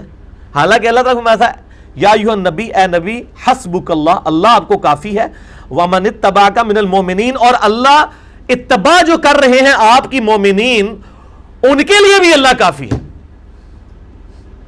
دیکھا کیسی چلاکی کرتے ہیں یہ، لیکن چلاکی 2 آیت پہلے ان کی پکڑی گئی ہے، اسی سے 2 آیات اوپر آپ چلے جائیں، سورۃ الانفال کی آیت نمبر 62 جس سے یہ پیج سٹارٹ ہو رہا ہے۔ وَإِن يُرِيدُوا أَن يَخْدَعُوكَ، اور اے نبی علیہ السلام اگر یہ کافر ارادہ کریں کہ آپ کو دھوکہ دینا چاہیں فَإِنَّ حَسْبَكَ اللَّهُ، تو بے شک اللہ آپ کے لیے کافی ہے۔ اب یہاں تو آنا چاہیے تھا نا کہ اللہ کافی ہے اور وہ آپ کے وہ جو بزرگان دین اور وہ بھی کافی ہیں، اور آگے آپ دیکھیں چھوٹی سی توئیں پڑی ہوئی ہے، بات وقف ہوئی ہوئی ہے، یہ میں نے نہیں ڈالی، قرآن میں ڈلی ہے۔ هُوَ الَّذِي أَيَّدَكَ بِنَصْرِهِ وَبِالْمُؤْمِنِينَ، وہی اللہ ہے جس نے آپ کی مدد کی ہے نبی اپنی طرف سے، اور آپ کے جو جانثار صحابہ مومنین ہیں ان کے ذریعے سے آپ کے ہاتھ مضبوط کیے ہیں ظاہری اسباب میں۔ ٹھیک ہے، کفایت اللہ کہہ رہا ہے میں ہی کرنے والا ہوں، لیکن میں نے اسباب بنائے ہیں مومنین کی شکل میں۔ تو اسباب صرف مومنین نہیں ہیں، اسباب تو گورے کا بنایا ہوا موبائل فون بھی ہے، اسباب تو گورے کا بنایا ہوا یہ 4K HD کیمرہ ہے، ٹھیک ہے، گورے کی بنائی ہوئی پرنٹنگ پریس ہے جس کے اندر پورے قرآن پاک اور یہ ہماری حدیث کی کتابیں پرنٹ ہو رہی ہیں۔ پھر آپ کہا کریں المدد یا گورا، میرے لیے اللہ اس کا رسول اور گورے ہی کافی ہیں، پھر کہنا شروع کر دیں آپ۔ اسباب کا تو معاملہ ڈیفرنٹ ہے۔ تو اوپر واضح آیا ہے کہ اللہ نے تشریح کر دی ہے کہ اللہ آپ کے لیے کافی ہے، البتہ اللہ نے اسباب کے طور پہ مومنین کے ذریعے آپ کے ہاتھ مضبوط کیے ہیں، جس طرح یہاں جتنے 60-70 لوگ بیٹھے ہیں اور دنیا میں لاکھوں لوگوں کے ذریعے اللہ نے ہمارے ہاتھ مضبوط کیے ہیں کہ آج ہمارے پیچھے کوئی فرقہ نہیں ہے، کوئی جنسی نہیں ہے، کوئی مولوی نہیں ہے، کوئی پیر نہیں ہے، کوئی بزرگ نہیں ہے، کسی دا ہاتھ نہیں پیچھے، کہتے ہیں سائیاں دا ہاتھ ہونا چاہیے، کسی دا ہاتھ نہیں ہے، تو اللہ دے فضل نال سارے فرقے کی دعوت پیچھے رہ گئی ہے، کیونکہ اللہ ہے۔ حسبنا اللہ و نعم الوکیل، ہم نے اللہ ہی پر بھروسہ کیا، اللہ ہی ہمیں کافی ہے، وہی بہتر کارساز ہے۔ اچھا، دوسری دلیل یہ جامعہ ترمذی سے انٹرنیشنل نمبرنگ کے مطابق 3675، سنن ابی داؤد میں 1678 نمبر حدیث، اور مشکات میں بھی سیدنا ابو بکر الصدیق رضی اللہ تعالیٰ عنہ علیہ السلام کے فضائل میں مشکات میں 6030 نمبر حدیث ہے کہ سیدنا عمر رضی اللہ تعالیٰ عنہ کہتے ہیں، یہ بڑی مشہور حدیث ہے کہ نبی علیہ السلام نے ایک دفعہ صدقے کی اپیل کی کہ اللہ کی راہ میں صدقہ اور خیرات کرو، تو حضرت عمر کہتے ہیں میں نے ارادہ کیا کہ میں گھر کا آدھا سامان لے کے نا آج تو نبی علیہ السلام کے خدمت میں پیش کر دوں، اور دل میں سوچ رہا تھا آج تو میں ابو بکر سے آگے نکل جاؤں گا۔ کہتے ہیں جب میں وہاں پہنچا تو سیدنا ابو بکر صدیق رضی اللہ تعالیٰ عنہ اپنے گھر کا سارا سامان اٹھا کے لے آئے۔ اچھا، سیدنا عمر کہتے ہیں میں نے سوچا میں ابو بکر سے کبھی آگے نہیں نکل سکتا، ابو بکر تو ابو بکر ہے۔ پھر سیدنا عمر کہتے ہیں کہ نبی علیہ السلام نے ابو بکر سے پوچھا ما ابقیت لأہلک، اے ابو بکر اپنے گھر والوں کے لیے بھی کچھ ہے چھوڑ کے آئے ہو، کوئی باقی چھوڑ کے آئے ہو؟ یہ باقی کا لفظ اردو میں بھی استعمال ہوتا ہے نا، عربی میں ہے ابقیتا، اپنے گھر والوں کے لیے بھی کوئی مال متاع مال چھوڑ آنا تھا نا. تو انہوں نے عرض کیا القیت لہم اللہ ورسولہ، لہم اللہ ورسولہ، انہوں نے کہا کہ میں اپنے گھر والوں کے لیے اللہ اور اس کا رسول چھوڑ آیا ہوں. یعنی اللہ اور اس کے رسول کے اوپر جو ہمارا عقیدہ ہے، اللہ اور اس کے رسول کی جو محبت ہے، ان پر جو ایمان ہے، اللہ اور اس کے رسول کی جو تعلیمات ہیں، وہ ہمارے لیے کافی ہے کہ ہمیں دین کے لیے کمٹمنٹ. کل ان صلاتی و نسکی و محیای و مماتی للہ رب العالمین، اے نبی علیہ السلام فرما دیجئے بے شک میری نماز، میری قربانی، میرا جینا، میرا مرنا سب اللہ کے لیے. انا للہ و انا الیہ راجعون، ہم بھی تو اللہ کی طرف سے آئے تھے، اللہ ہی نے مال دیا تھا، نبی آپ کے قدموں میں لا کے ڈال دیا ہے، اللہ اور اس کا رسول ہمارے لیے. اس حوالے سے میں ان کو گھر چھوڑا ہوں. اس میں الفاظ نہیں میرے لیے اللہ اور اس کا رسول کافی ہے، یہ بھی انہوں نے جعلی کیا ہے، ترجمہ ہے ہی نہیں اس کا بنتا، پوری بات ہی جعلی ہے. یہ لفظ ہی نہیں موجود کہ میرے لیے اللہ اور اس کا رسول کافی ہے. قرآن میں آیا الیس اللہ بکاف عبدہ، کیا اللہ اپنے بندوں کے لیے کافی نہیں ہے؟ کافی کا لفظ ہی نہیں موجود، خود سے ترجمہ بنا دیا دھوکہ دینے کے لیے. لفظ کیا ہے؟ ابقیت لہم اللہ ورسولہ، میں نے باقی رکھا ہے اللہ اور اس کے رسول کو. یعنی ہمارے لیے یہی سرمایہ کافی ہے کہ اللہ اور اس کے رسول کی محبت اور اللہ اور اس کے رسول کے اوپر ایمان ہمارے لیے کافی ہے. اچھا، اس سے انہوں نے ترجمہ کر دیا کہ میرے لیے اللہ اور اس کا رسول ہی کافی ہے. یہ ترجمہ بنایا ہے انہوں نے، ترجمہ نہیں ہے یہ مفہوماً، اگر کوئی بناتا ہے دوسرے معنوں میں تو وہ تو بالکل ٹھیک ہے، لیکن انہوں نے بےایمانی یہ کی ہے کہ اس کا ترجمہ نہیں لکھا، کیونکہ ان کو پتہ چل گیا تھا کہ یہ اگر ہم نے ترجمہ لکھ دیا تو لوگوں کو بات سمجھ آ جائے گی، محاورتاً بات ہو رہی ہے. اور کبھی اس میں سے حاضر و ناظر نکال لیتے ہیں کہ جی وہ نبی علیہ السلام وہاں موجود تھے، ان کا میں گھر میں بھی چھوڑ کے آیا ہوں. او خدا دا جی، اللہ دے بندو، میں کہتا ہوں شکر ہے ہمارے ان علماء کی تقریریں انگریزی میں نہیں ہیں، ورنہ گھوڑا کہ یار ان کا تو یعنی کامن سینس میں ان میں موجود نہیں ہے. Common sense is not so common. Common sense ہوتی ہے لیکن اتنی کامن بھی نہیں ہوتی، کبھی کچھ نکال لیتے ہیں. اچھا، دوسری طرف کہتے ہیں اللہ کو آپ نے عرش پہ مانا تو یہ محدود ہو جائے گا. تو جو شخص کہہ رہا ہے میں اپنے گھر کے اندر اللہ چھوڑ آیا ہوں تو وہ اللہ کو محدود نہیں مان رہا. پھکی علمی جواب، اینٹی وینم الزامی جواب. یہ تو بھی گاٹے فٹ ہوندی ہے. اگر وہ کہہ رہے ہیں میں اللہ کو گھر کے چھوڑ آئے ہوں اندر، تو نبی علیہ السلام فرمایا تھا کہ وہ قید کر رہے ہو آگے، تو آگے نبی علیہ السلام یہ کہتے ہیں. کبھی حاضر و ناظر نکالتے ہیں، کبھی کچھ نکالتے ہیں. اللہ دے بندو جو شاید اسی کڈو گے نا، لیکن تو سامنے وہ بندہ بیٹھا ہے جو سارا کچھ کڈ کے 15-20 سال پہلے کڈ بیٹھا ہوا ہے. تو مجھے ان کے سارے وسوسے پتہ ہیں، جو کچھ ان کو پٹیاں پڑھائی ہوئی ہیں شیاطین نے من الجنت والناس. تو یہ بالکل کچھ اور بات تھی. باقی اس کے میں انشاءاللہ تعالی جب دلائل اپنے دوں گا نا اس میں مزید آپ کو کلیئر ہوگا. فی الحال ان کی تیسری دلیل سنیں. وہ کہتے ہیں جی صحیح بخاری میں 71 نمبر حدیث ہے. یہ 71 نمبر انٹرنیشنل نمبر کے مطابق، میں کہتا ہوں ان بیچاروں کو تو نمبر بھی نہیں پتا، نمبر تو ہم نے آگے انٹروڈیوس کرائے ہیں. ان تو بس ہر چیز کے اوپر کہتے ہیں وہ کسی حدیث میں آیا ہے.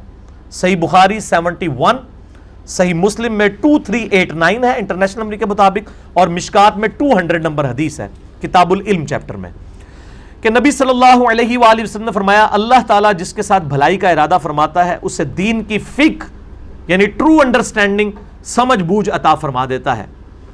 وَإِنَّمَا أَنَا قَاسِمٌ، اور میں تو صرف تقسیم کرتا ہوں. یعنی دین کا فہم اللہ نے دینا ہے، دین اللہ نے سکھانا ہے، میں صرف تقسیم کرتا ہوں. کیا اللہ تعالیٰ مجھے دین کی تعلیمات دیتا ہے، میں تمہیں سکھاتا ہوں. وَاللَّهُ يُعْطِي، عطا فرمانے والا اللہ ہے. یہ آخری حصہ اٹھاتے ہیں کہ اللہ، نبی علیہ السلام فرماتے ہیں میں تو تقسیم کرنے والا ہوں، دیتا اللہ ہے. وہ کہتے ہیں جی وہ تیرا کھاتے ہیں، تیرا کھاواں، تیرے گیت گاواں یا رسول اللہ. وہ اس میں سے نکال لیتے ہیں. اندازہ کریں بات پوری کیا ہو رہی ہے اور کیا چیز نکال لیتے ہیں. تو یہ دین کا ظاہر ہے. دین کے لیے تو صحابہ کرام جب بھی کوئی مسئلہ ہوتا تھا کہتے تھے واللہ ورسولہ اعلم، جو اللہ اور اس کا رسول بہتر جانتے ہیں. دین تو ظاہر رسول نے سکھانا ہے، رسول ہی دنیا پہ ٹرو ریپریزنٹیٹیو ہیں اللہ کے، وہی اللہ تعالیٰ کے نمائندہ بن کے دنیا پہ آئے ہیں. تو یہ عجیب و غریب قسم کی اس چیز سے یعنی رزلٹ نکالتے تھے. اب میں آپ کے سامنے اپنے 5 دلائل رکھتا ہوں.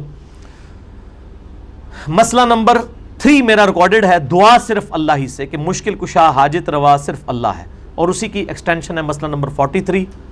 یہ آلموسٹ ملا کے کچھ 4 گھنٹے کی گفتگو بن جاتی ہے، میں آج اس ڈیٹیل میں نہیں جا سکتا. بہرحال ایک آیت میں سورۃ النمل کی آیت نمبر 62 ہے، پارہ نمبر 20 کے پہلے صفحے کے اوپر یہ آیت ہے. آپ کے بلو والے قرآن پاک میں 383 نمبر پیج ہے، 383 پارہ نمبر 20 کے سٹارٹ میں. اور یہ 6 نمبر لائن بن رہی ہے آپ کی سورۃ النمل. اعوذ باللہ من الشیطان الرجیم. امن یجیب المضطر اذا دعاہ، بھلا بتاؤ تو کون ہے جو مشکل اور اضطراب میں گھرے ہوئے شخص کی فریاد کو سنتا ہے. اذا دعاہ، جب کہ دعا کے لیے اس کو پکارا جائے. وَيَكْشِفُ السُّوءَ، اور وہ تم سے برائی کو بھی دور کر دیتا ہے. وَيَجْعَلُكُمْ خُلَفَاءَ الْأَرْضِ، اور وہ اگلوں کا خلیفہ تمہیں دنیا پہ کرتا ہے. یعنی تمہارے باپ مر جائے گا تو تم مر جاؤ گے، تمہاری اولاد. اللہ زندہ رہتا ہے، مخلوقات مرتی جاتی ہیں، وہ تمہیں وارث بناتا جاتا ہے. اِلَٰهٌ مَّعَ اللَّهِ، کیا اللہ کے ساتھ کوئی اور الہ بھی ہے جس کی یہ کوالٹی ہو کہ وہ تکلیف اور پریشانی میں گھرے ہوئے شخص کی تکلیف کو سن کے تکلیف دور بھی کرتے ہیں. قلیلا ما تذکرون، لیکن بہت کم لوگ ہیں جو نصیحت حاصل کرتے ہیں. اور واقعی حقیقت بات ہے، کہتے ہیں قرآن میں یہ تو لکھا ہے اللہ ہی سے مانگتے ہیں، وَإِيَّاكَ نَسْتَعِينُ، اللہ کی عبادت کرتے ہیں، اللہ ہی سے مدد مانگتے ہیں، اسی سے دعا کرتے ہیں. لیکن یہ کہاں لکھا ہوا ہے کہ کسی اور سے نہیں مانگتے؟ وہ یہاں لکھا ہوا ہے جناب سورہ نمل آیت نمبر 62 میں. یہ پہلے کا لکھا ہوا ہے، آپ کو نہیں، آپ کے علماء نے بتایا تھا، ہم نے آپ کو بتا دیا، کیونکہ قرآن کے 20 نمبر پارے کے پہلے صفحے پہ سورۃ النمل کی آیت نمبر 62 میں لکھا ہوا ہے کہ جس کو آپ اللہ کے علاوہ مدد کے لیے پکاریں گے گویا آپ اس کو خدا مان رہے ہیں، الہ مان رہے ہیں، اور یہ خالصتاً شرک ہے. امن یجیب المضطر اذا دعاہ، بھلا بتاؤ تو کون ہے جو اضطراب میں گھرے ہوئے شخص کی فریاد کو سنتا ہے جبکہ اس کو پکارا جائے. وَيَكْشِفُ السُّوءَ، اور اس سے وہ برائی دور کر دیتا ہے، تکلیف دور کر دیتا ہے. وَيَجْعَلُكُمْ خُلَفَاءَ الْأَرْضِ، اور تمہیں زمین پر خلیفہ کرتا ہے اگلوں کا. اِلَٰهٌ مَّعَ اللَّهِ، کیا اللہ کے ساتھ کوئی اور الہ بھی ہے جس کی یہ کوالٹیز ہو؟ انڈیا پاکستان بنگلہ دیش کا مولوی کہتا ہے ہاں جی ہے نا، شیخ عبد القادر جیلانی ہے نا، وہ بھی اللہ دی تعالی کر دینے. وہ تو میں آج بتاتا ہوں قرآن کی آیات.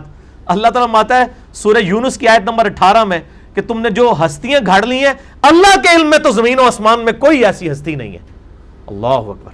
اللہ کہہ رہا ہے مجھے تو نہیں پتا کہ کوئی شیخ عبد القادر جیلانی بھی ہیں جو میرے ساتھ یہ میری اطاعت سے مشکل کشائی کرنے والے، میرے علم میں تو ایسی کوئی بات نہیں ہے. سورہ یونس آیت نمبر 18.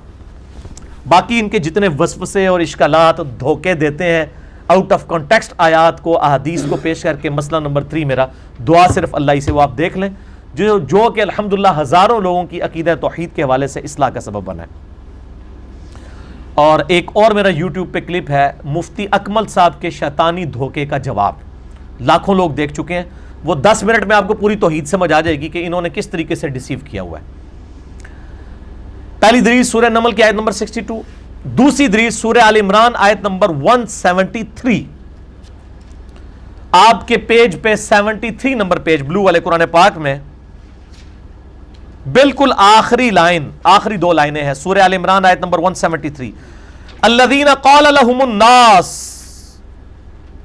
اہل ایمان وہ ہیں کہ جب ان سے لوگ یہ کہتے ہیں ان الناس قد جمعوا لکم، کہ بے شک لوگ تو جمع ہو گئے ہیں تمہارے خلاف. وہ جی بڑی دنیا تمہارے خلاف ہوئی جے، دھیان نال رہو. جب اہل ایمان کو نبی علیہ السلام، اللہ تعالیٰ فرماتا ہے کہ نبی علیہ السلام کے ساتھیوں کو جب یہ لوگ کہتے ہیں نا کو یار بڑی دنیا تمہارے خلاف ہوگی جے اور کٹھے ہو گئے جے سارے، ان الناس قد جمعوا لکم فاخشوہم، ڈر جاؤ. دیکھ لو وہی گلاں آج بھی ہو رہی ہیں. فزادہم ایمانا، تو ان کا ایمان اور بڑھ جاتا ہے. وہ کہتے ہیں ڈرنے نہ کہہ رہے ہو، اسی تو اور پکے ہو گیا. اور بھائی اللہ دے بندے اتوں مردے ساڈی جنت شروع ہونی ہے، اسی کہنے ہیں جنت لبنی کل نہ ملے آج ملے. ہمارے تو ایمان میں اضافہ ہوتا ہے، مرنا تو ایک دن ہے. وہ جو قرآن پاک میں سورہ نساء میں اپنے آپ کو مضبوط قلعوں میں بھی بند کر لو تب بھی تمہیں موت آ کے رہے گی. سورہ آل عمران میں آتا ہے وہ کافروں نے، منافقین نے کہا کہ ہمارے ساتھی جو غزوہ احد میں گئے تھے نا، ان کو ہم نے بڑا سمجھایا تھا گھروں میں رہو، جنگ میں مر جاؤ گے.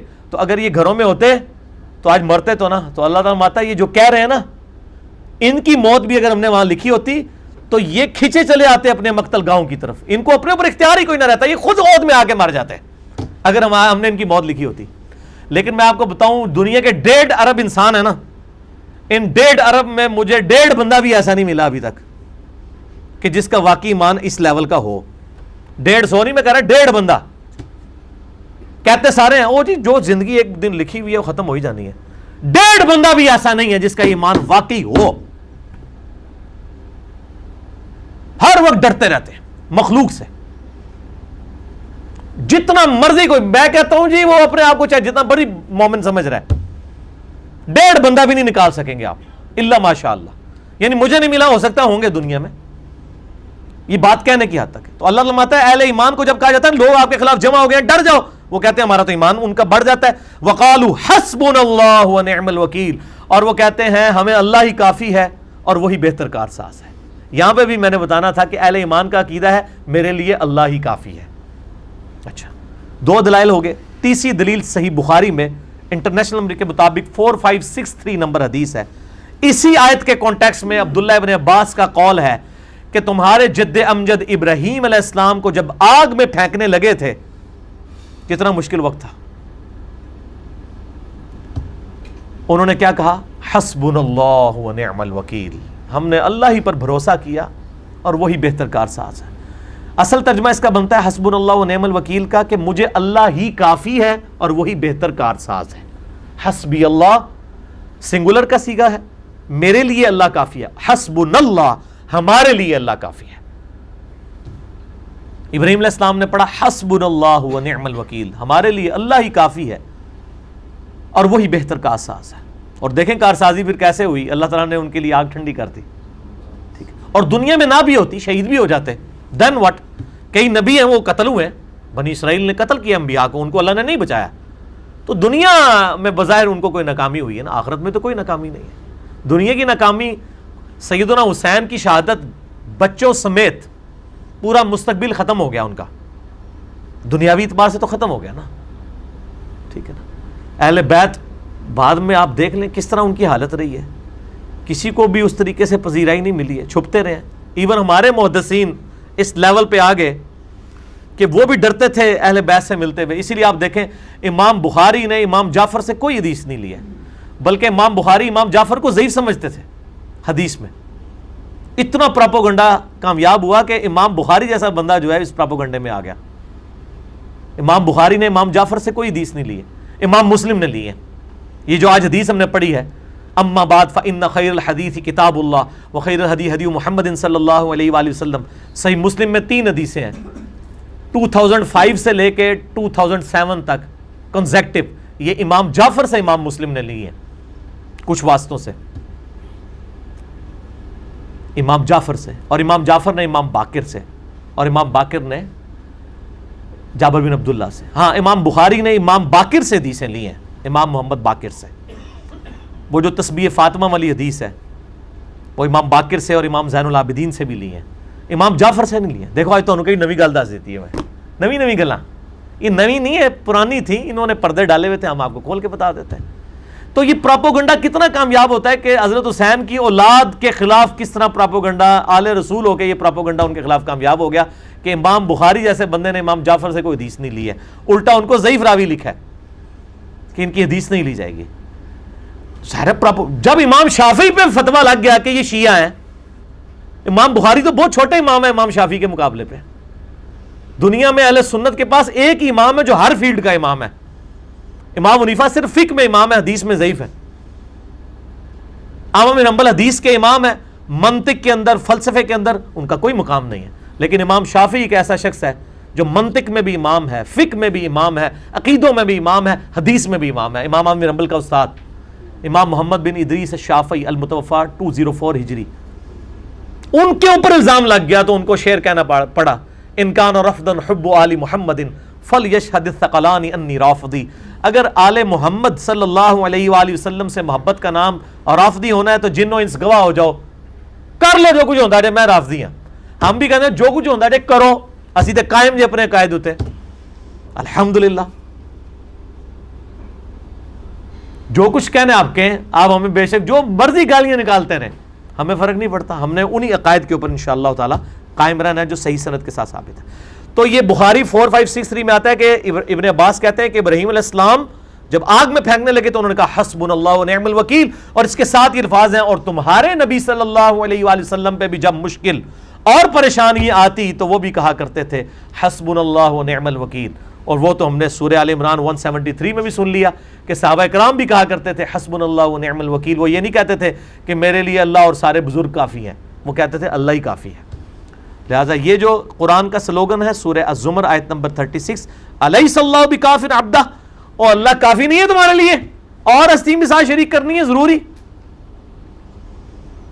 چوتھی دلیل صحیح مسلم میں 2010 نمبر حدیث ہے انٹرنیشنل نمبر کے مطابق کتاب الجمعہ چیپٹر میں. نبی علیہ السلام کے سامنے ایک خطیب آپ کا صحابی تقریر کر رہا ہے اور کہتا ہے من یطع اللہ ورسولہ فقد فاز فوزا عظیما, جو کوئی اللہ اور اس کے رسول کی اطاعت کرے وہ کامیاب ہو گیا. اور پھر ساتھ اس نے کہا ومن یعصہما, اور جس نے ان دونوں کی نافرمانی کی فقد غوا, وہ گمراہ ہو گیا. اس جملے میں نہ لٹریچر کے اعتبار سے کوئی غلطی ہے, نہ سیاق و سباق کے حوالے سے کوئی غلطی ہے, کانٹیکسٹ کے حوالے سے کوئی غلطی نہیں ہے. جو اللہ اور اس کے رسول کی اطاعت کرے وہ کامیاب ہوا, جو ان دونوں کی نافرمانی کرے وہ گمراہ ہو گیا. اس میں کون سی غلطی ہے؟ لیکن جو توحید کے معاملے میں سینسٹیو ہوتے ہیں نا, ان کو تو فوراً پتا چل جاتا ہے کہ یہ کل کو کوئی شعر ہی نہ لکھ دے ہک ہے ہک ہے ہک ہے, جڑا ہک کی ڈھوں آنکھے وہ کافر و مشرک ہے. وہ کہتے ہیں اللہ رسول ایک ہے ایک ہے, جو ان کو الگ الگ کرے وہ کافر و مشرک ہے. اس اعتبار سے تو ایک ہے کہ تعلیمات ایک ہیں, من یطع اللہ ورسولہ یا ومن یطع الرسول فقد اطاع اللہ, جس نے رسول کی اطاعت کی اس نے اللہ کی اطاعت کی. لیکن باقی توحید اور تکوینی امور میں ایک کہنا تو کفر ہے, اور جنہوں نے شعر کہا ہوا ہے انہوں نے اسی کانٹیکسٹ میں ہی کہا ہوا ہے, اور جو پڑھنے والے ہیں وہ بھی اسی کانٹیکسٹ میں پڑھ رہے ہوتے ہیں ہک ہے ہک ہے ہک ہے. لگ پتہ جائے گا ہک ہے, ہک کی لگے گی, ڈھوئی دی ضرورت نہیں پوے گی, ہک کی لگے گی. کیا مطلب داڑے کیا مل داڑے کے وہ تو قبر میں ہی جا کے بخاری میں آتا ہے کہ ایک گرز لگے گا اور وہ زمین کے برابر ہو جائے گا, اور اس کی چیخو پکار کو زمین و آسمان کی ہر مخلوق سنتی ہے سوائے جنوں اور انسانوں کے. اور اگر عذاب قبر تم دیکھ لو, صحیح مسلم میں آتا ہے, تمہیں سنوا دیا جائے تم مردے دفنانے چھوڑ دو, ہک کی لگے گی. ادھر بھی ہک کی ذکر ہے. تو جب یہ جملہ بولا انہوں نے ومن یعصہما, جو ان دونوں کی نافرمانی کرے, نبی علیہ السلام فرمایا بئس الخطیب انتا, اور کتنا برا خطیب ہے تو.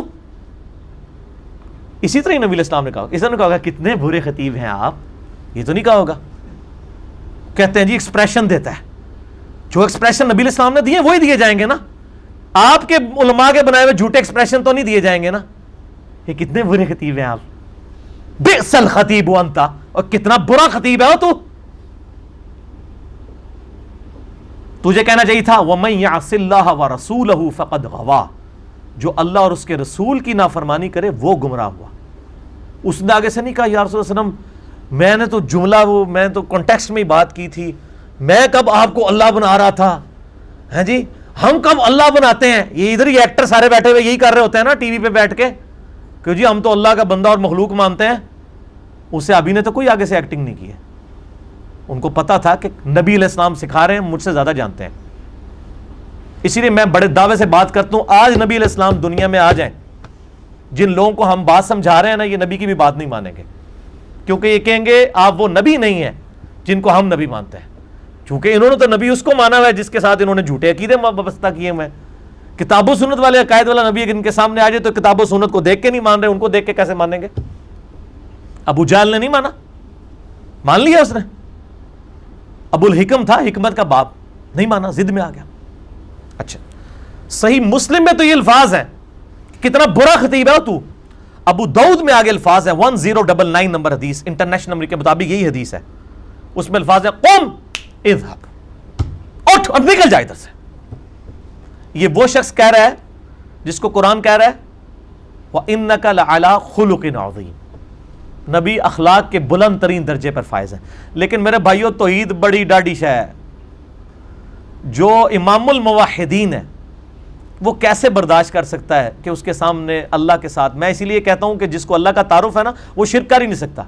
جس کو پتا ہے کہ میں منی کے گندے قطرے کی پیداوار ہوں, وہ شخص کبھی بھی اپنی عبادت نہیں کروا سکتا جس طرح آج کل لوگ کروا رہے ہیں. Never, not at all. اور نبی علیہ السلام جو امام الموحدین ہیں, جن کو اللہ کا سب سے زیادہ تقویٰ ہے, اللہ کی سب سے زیادہ معرفت ہے, وہ یہ سینسٹیوٹی فیل کر سکتے تھے کہ بڑا برا خطیب ہے تو, اٹھ اور ادھر سے نکل جا. کوئی میٹھی میٹھی بات نہیں کی, توحید مسئلہ ہی ایسا ہے. اچھا ان کے بزرگوں کے بارے میں آپ بات کریں نا, یہ آگے سے میٹھے انداز میں نہیں سمجھاتے ہیں, ان کے کانوں سے دھواں نکلنا شروع ہو جاتا ہے. آپ کسی کے بزرگ یا پیر یا مولوی کے بارے میں بات کریں، اس وقت نہیں ان کو یاد ہی کہ اخلاق بھی کوئی چیز ہے. اور اللہ کے بندو، تمہاری غیرت تمہارے بابوں تک ہے نا، ہماری غیرت اللہ کے لیے جاگتی ہے. تمہاری تو 2 نمبر غیرت ہے نا، ہماری 1 نمبر ہے، اللہ کے لیے جاگتی ہے. ہمیں نا غصہ آئے جب توحید کے منافی تم یہ چیزیں کر رہے ہوتے ہو، یقیناً آئے گا. تو نبی علیہ السلام نے اس کو وہاں سے نکال دیا. 5ویں دلیل مسند احمد میں انٹرنیشنل نمبر کے مطابق 1839 ہے، مکتبۃ الشاملہ کے مطابق، اور امام بخاری کی کتاب الادب المفرد میں 783 نمبر حدیث ہے انٹرنیشنل نمبر کے مطابق.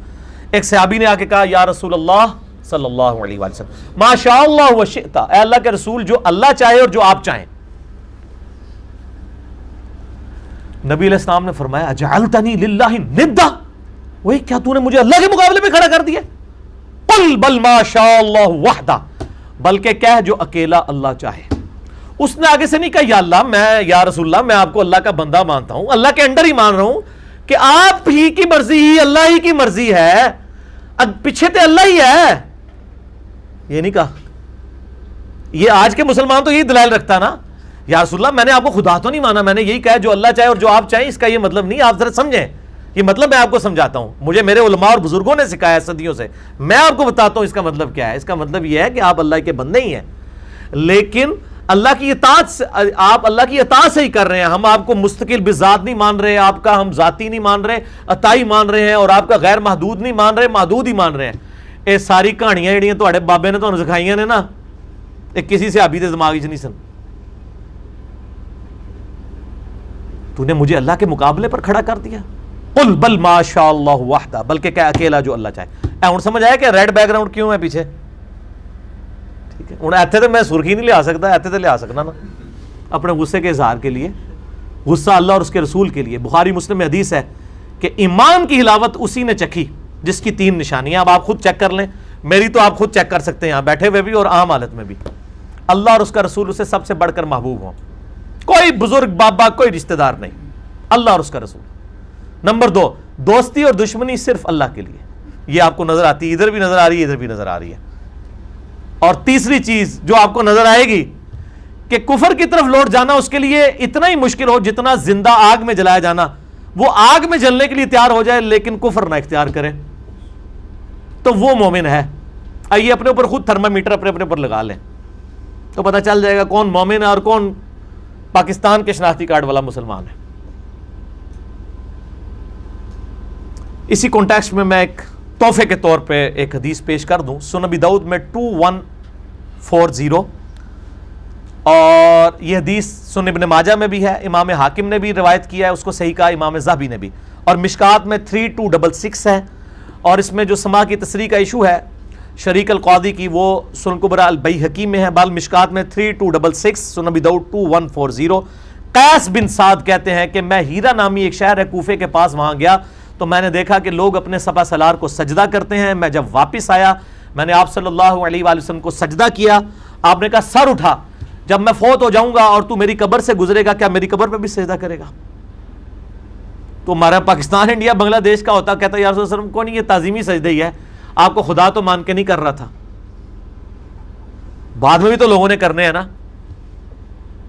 آپ صلی اللہ علیہ وآلہ وسلم نے فرمایا کیا میری قبر پہ بھی سجدہ کرے گا؟ اس نے کہا نہیں یا رسول اللہ قبر پہ نہیں کروں گا. فرمایا پھر مجھے کیوں کر رہے ہو؟ اپنے آپ کو قبر کے ساتھ کمپیئر کر دیا خود. والموطا امام مالک اور مسند احمد میں صحیح حدیث ہے کہ آپ علیہ السلام دعا کرتے تھے، اللہم لا تجعل قبری وثنا یعبد، اے اللہ میری قبر کو بت نہ بننے دینا کہ لوگ اس کی عبادت شروع کر دیں. یہ کہتے ہیں جی نبی علیہ السلام کی قبر کے لیے بت کا لفظ استعمال کرتے ہیں، یہ آپ نے خود کیا ہے. جس کی بھی عبادت اب اللہ کے مقابلے پر کی جائے گی، چاہے عیسیٰ علیہ السلام کی، کسی قبر کی، کسی پتھر کی، کسی پیغمبر کی، کسی فرشتے کی، کسی جن کی، اللہ دے بندے ہو توحید سینسٹیو ایشو ہے. ایک ہی گناہ ہے جو اللہ نے قیامت دن بھی معاف نہیں کرنا. اور اگر کوئی شخص یہ کہے کہ اللہ چاہے تو قیامت والے دن شرک بھی معاف کر سکتا ہے، وہ کافر ہے، کیونکہ اللہ پھر اللہ نہیں رہے گا، کیونکہ لا تبدیل لکلمات اللہ.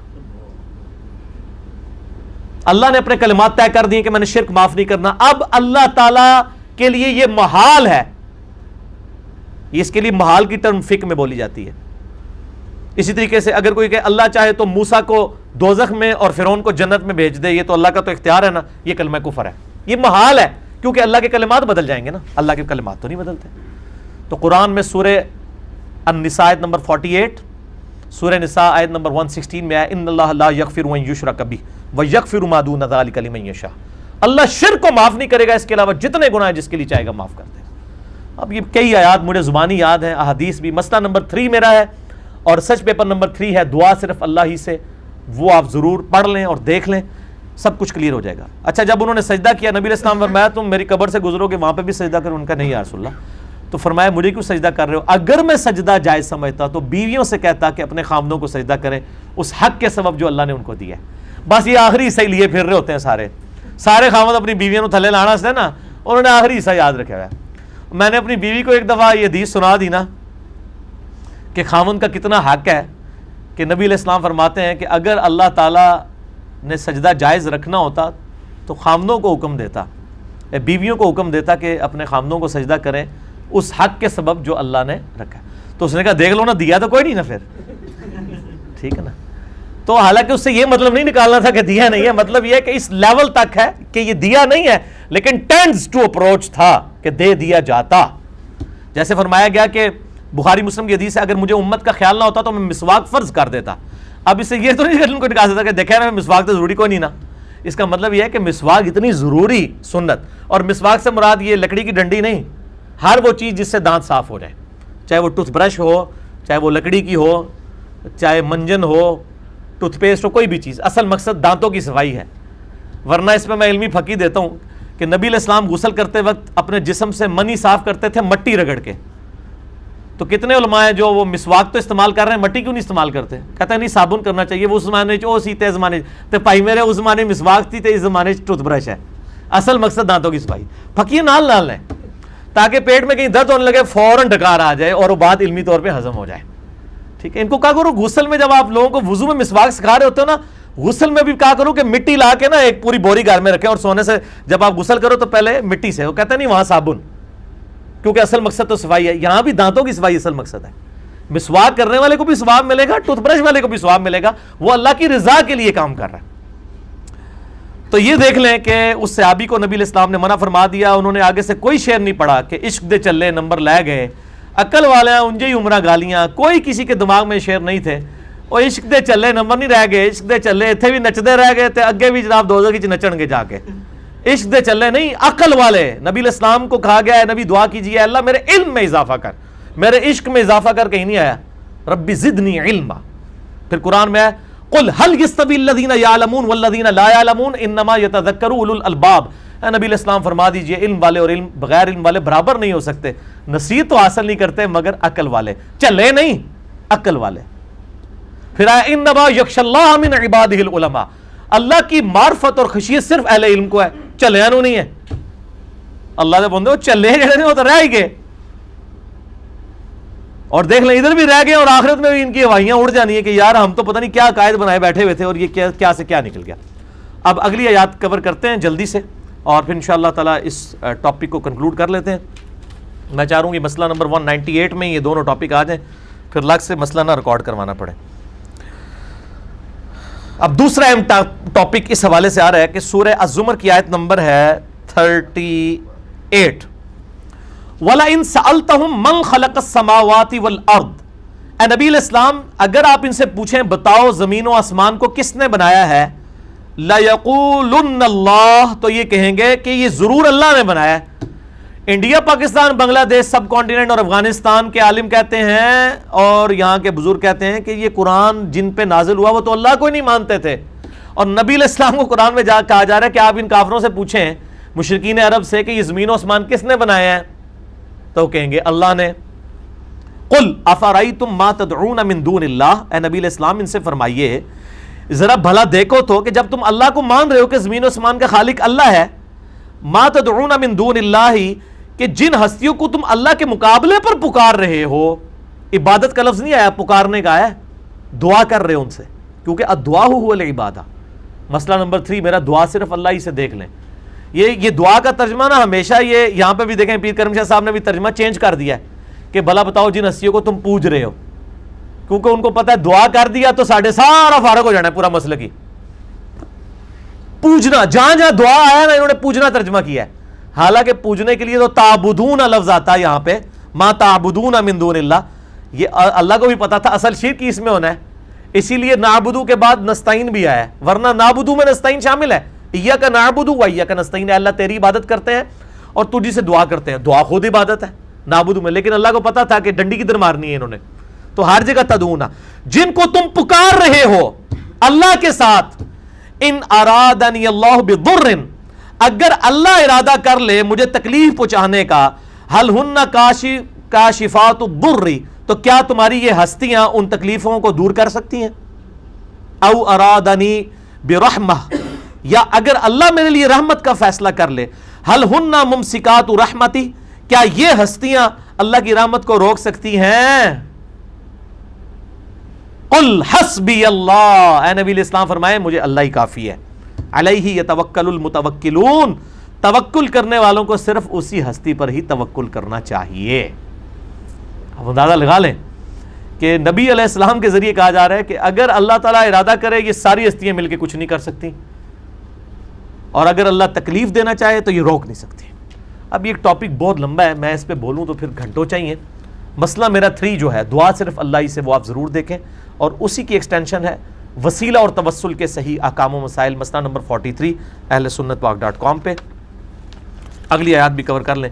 قل یا قوم اعملوا علی مکانتکم, اے نبی علیہ السلام فرما دیجئے اے میری قوم تم اپنے اعمال کیے جاؤ, انی عامل, میں بھی اپنے اعمال کرتا ہوں, فسوف تعلمون, ان قریب تمہیں پتہ چل جائے گا کون حق پر ہے, لیکن اس وقت پتہ لگنے کا فائدہ نہیں ہے. من یاتیہ عذاب یخزیہ, کہ کس پر آتا ہے وہ عذاب جو اسے رسوا کر دے, وَيَحِلُّ عَلَيْهِ عَذَابٌ مُقِيمٌ, اور کون ایسا شخص ہے جس پہ اللہ کی طرف سے ہمیشہ کا عذاب حلال ہو جائے گا. اِنَّا أَنزَلْنَا عَلَيْكَ الْكِتَابَ لِلنَّاسِ, بے شک ہم نے یہ کتاب ہے نبی علیہ السلام آپ پر نازل کی ہے لوگوں کے لیے, بالحق, حق کے ساتھ, یعنی پرپسفل با مقصد کتاب ہے, جو سورہ بنی اسرائیل میں آیا وَبِالْحَقِّ أَنزَلْنَاهُ وَبِالْحَقِّ نَزَلَ.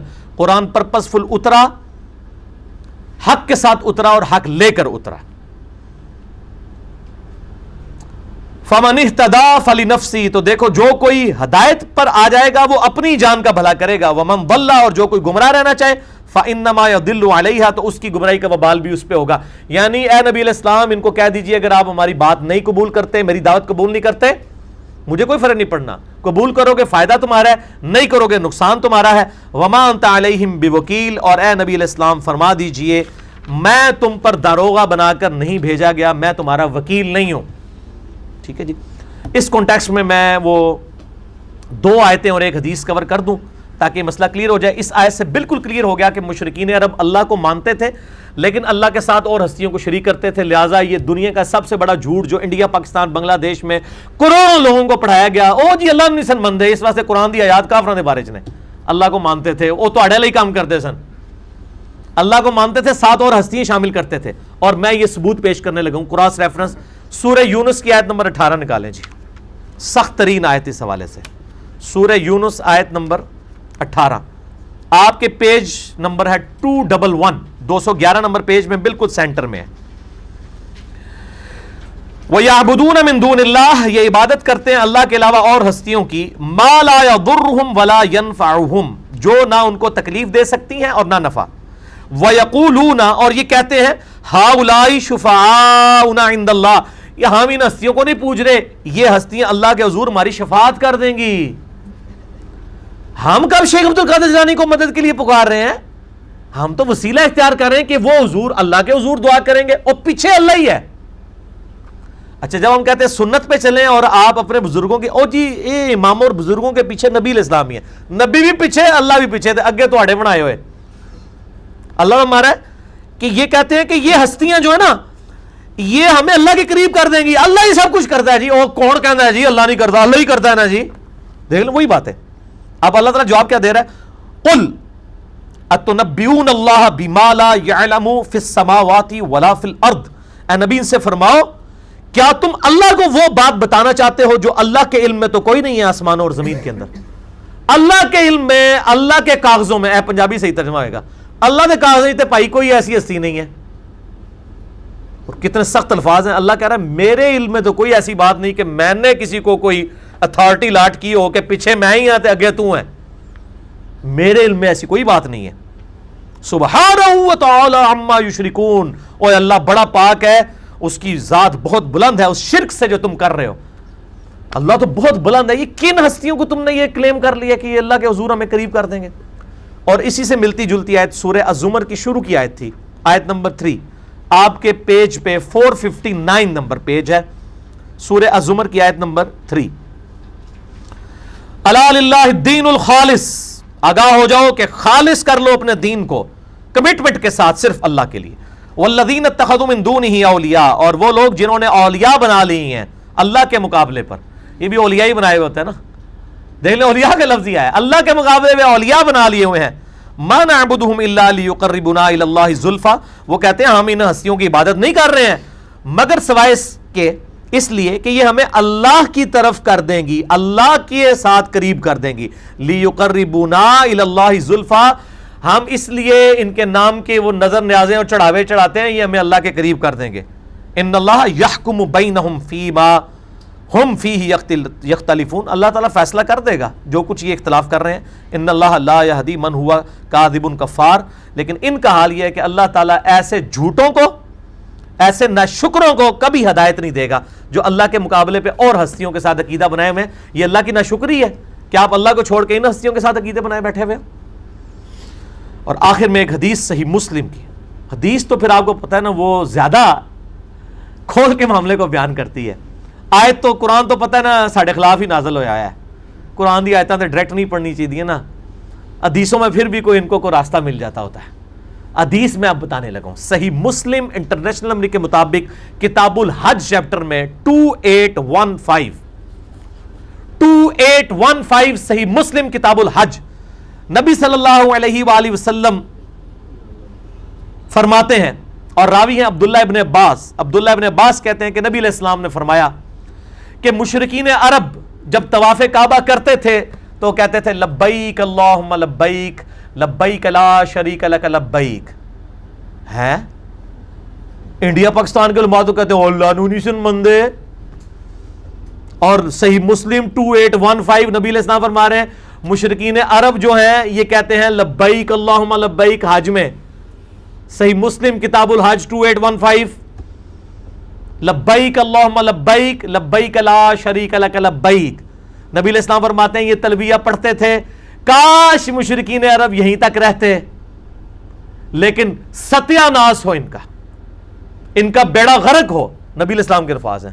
یہ آگے کہہ دیتے تھے لا شریک الا شریکن ہوا لک تملکہ, کہ اللہ تیرا کوئی شریک نہیں ہے سوائے اس کے کہ جو تو نے خود ہی اپنے ساتھ کسی کو شریک ٹھہرایا ہوا ہے اور اس کا بھی اصل مالک تو ہی ہے, پیچھے تو ہی ہے, یہ پیچھے تو ہی عقیدہ ہی مشرکین عرب کا بھی تھا.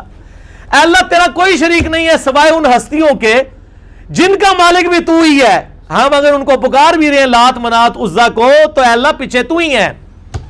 انڈیا پاکستان بنگلہ دیش کا بھی بندہ کہتا ہے یہاں پہ بھی سو کالڈ گستاخ رسول کہنا چاہیے, اپنے آپ کو عاشق رسول سمجھتا ہے, وہ کہتا ہے پیچھے اللہ ہی ہے.